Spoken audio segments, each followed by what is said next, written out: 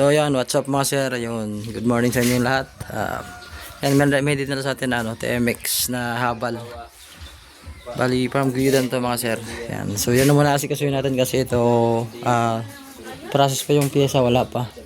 Yung click is yun, wala pa din. Tapos ito naman Euro is malapit na. Ito. Yan, TMX na 155. Namimitik to. So bali ito hinatak lang dito mga sir. Yan, ayos yun ito, glass lining daw. Kapalit tayo ng glass lining. So siyempre bago natin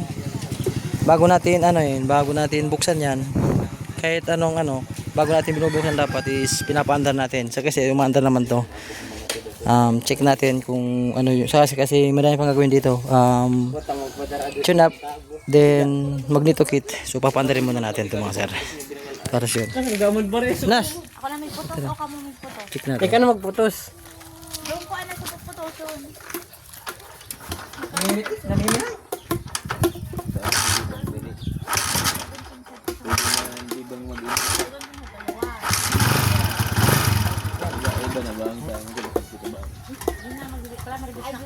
Lo, yaman pala nung kada di ka mabubuhay sa kuwa.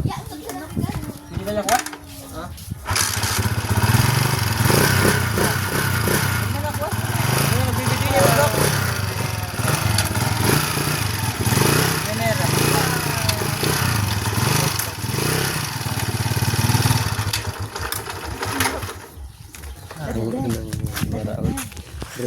Yan, so kung bali nakita nyo yung pinandar natin, tapos naka-primera, halos di na talaga umusad. So buti hindi na ginamit nung mayari. So sana rin ay wala pang tama yung niya. Yung clutch hub ba. Yan, so kita naman natin dito sa video na may mga history na siya ng pagbukas dito. Yan. May mga na siya, gasket maker or mga dikit-dikit. Tapos base sa tunog niya, tune up, may lagatik yung niya.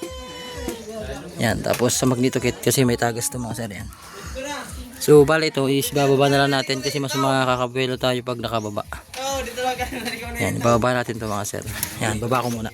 Yan, so bago pa natin baklasin, tignan muna natin yung mga parts na binili ng ating customer. Yan.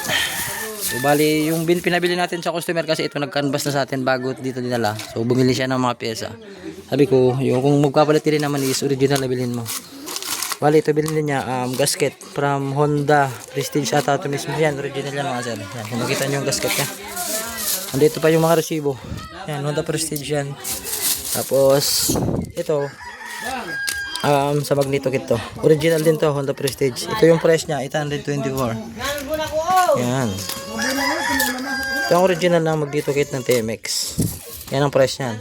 Yan talagang price. Kaya kung may nagpapalit sa akin magneto kit ng TMX is sabi ko kayo maghanap. Kasi di sila naniniwala na ganito yung price ng magneto kit.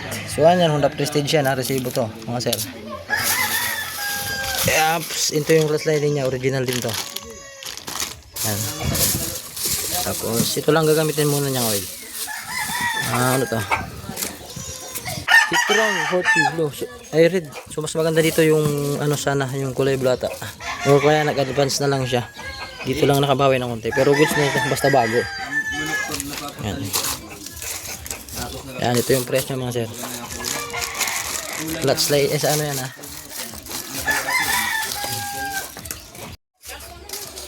So yan, bali dirinin natin yung niya sa oil. So nakita natin na wala na siyang oil. Kaya pala nag-slide na ng tuluyan. Kita naman sa oil. Pag muna yung oil nyo kahit hindi pa medyo slide, papalitan nyo na para di na lumala. Yan. Slide na yan, lining na yan. Basta ganyan yung kulay. Medyo gray. Tapos ito lang yung oil niya Yan, aray ko. Sana ito lang. Kaya pati yung lagatik sa head is malakas kasi kulang nga yung langis niya. Yan, so tuluyan na natin to. So yan, ito na, baklas na natin yung makina niya. Baba na natin dito sa So mas maganda kasi pag nagpapalit, ito talaga mas maganda kasi pag binababa yung para nakabuelo lalo pag may sidecar. Pero pag single naman kahit di na ibaba kasi buelo. Ito lang kasi yung pinaka-problema diyan pag hindi tinatanggal. Yan, nahihirapan dito. Minsan, depende pag walang tulos na improvise. So ako mas maganda talaga binabaw kasi para nalilinisan pati yung ilalim. Yung sa gas, tulad dito sa gasket. Ito papalitan na natin kahit hindi putol kasi may mga latak na din dito. Bumili rin naman sa customer. Yan. Papakita ko sa inyo yung dito. Grabe yung nangyari sa ano niya. Ito yung maklas lining yan. Oh. Yan. Yan oh. Tumalsik na dyan. Paikot. Wala kasi siyang oil. Kaya ganun nangyari. Siguro kargado to. Kaya ganun nangyari. Bali kakalasin natin. So bali parang may history na siya ng ano kasi may pukpuk na oh. Yan. Baklasin natin to. So yan, bali ito na mga sir, yung ano natin, Temex. Nalinisan na. So madaming gas yung naubos kasi ganun talaga pag na ano ng ng clutch lining, madumi sa loob. Yan, nalinisan na lahat. Bali ito yung clutch lining natin. Na ipapalit, original mga sir. Yan, ginagawa natin dyan is nalagyan natin ng oil sa loob, binababad na natin. Babad, marinate pa. Marinate. Mag-marinate.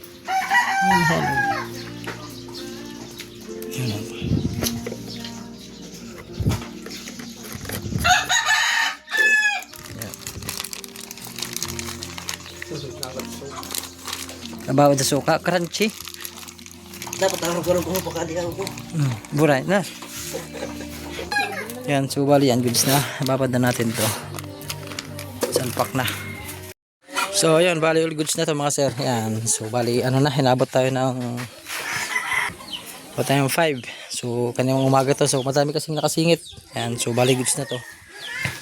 Tapos din, kahit solo, yan, goods na. Yan, ikutan muna natin mga sir. Yan, tune up na din yan. Magneto kit. Magneto kit. Yan, to. Gasket. Kung makita nyo yung gasket niya. Yan. Oil pump. Dito ako nag-check. Yan, dito ako nag-check. Goods na yan. So, papaanda rin natin. Goods na yung andara niyan. Wala nang lagatik. Di tulad ng kanina tapos malakas na. So, papaanda rin natin. Siyempre, testing. Testing lang, wey. Huwag mo lang akong pipitikin. Ano kayo? Babay ka din ah.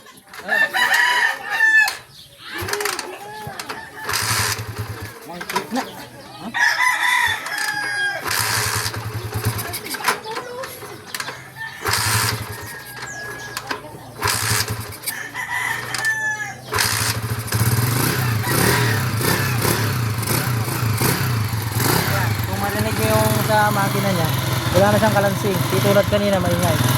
So, ano pala, sinunod ko yan. Tapos, nagpalit pala sila ng magneto kit. Yung sa baba pala sa balancer is hindi na maganda yung pagkalagay. Hindi na ibalik ng maayos. Yan, good na siya. Testing naman natin yung pinalitan natin lining.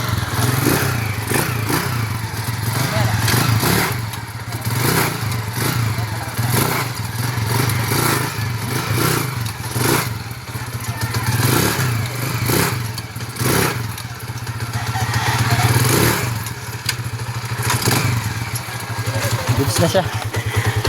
Ganda na yung tunog niya. Parang bago eh. Sabi niya kasi yan. Maingay daw yung makina. Hindi pa naman eh. Tune up lang. Tune up lang yung ginawa natin. Tapos split lining. So to release na to. Sana makapikapin to ng mangyari ngayong hapon. From Gyudan. So yan lang mga sir. Kasi madami pa akong gagawin. And salamat guys.